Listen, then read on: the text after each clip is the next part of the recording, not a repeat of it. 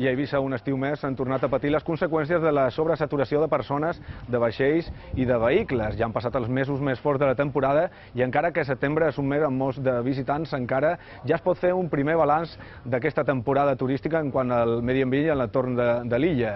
Per això tenim amb nosaltres a Jordi Zalewski, que és geògraf i tècnic d'Amics de la Terra. Jordi, bon dia. En aquest estiu, des d'ajuntaments com el de Sant Josep, s'han pres mesures importants en quant a vehicles. No es pot aparcar ja a platges del Comte, per exemple, de vora dels penya-segats. Com ho trobeu, això?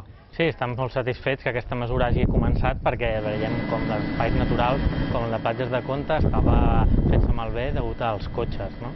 I la mobilitat és un problema molt greu que s'ha de solucionar amb més transport públic per començar.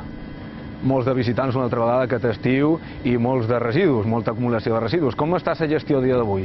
Sí, l'impacte de multiplicar la població per 2 o per 3, no, a la nostra illa genera una quantitat de residus, reciclem molt poc i el tema més urgent que hauríem d'abordar seria l'utilització del compost, fer compostatge municipal a nivell de tota la illa. Segurament hi ha que prendre moltes mesures a passar d'aquest estiu, els mesos més forts d'aquest estiu. Quines serien 2 o 3 mesures importants que hauria que fer perquè la temporada turística fos una mica millor per l'entorn de l'illa? Nosaltres, per exemple, des d'Amics de la Terra estem esperant el decret de Posidònia, no? Perquè els vaixells no fondegin damunt la Posidònia i que hi hagi un control real i efectiu, perquè tenir lleis no ens implica que després hi hagin inspectors damunt del territori que controlin, no? I aquest seria un benefici pel medi ambient molt, molt important. I després, parlant de mobilitat, doncs no seguim la idea d'ampliar carreteres i reduir el nombre de vehicles.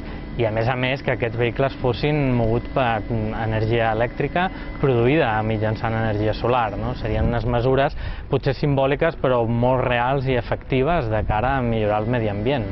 Moltes gràcies, Jordi.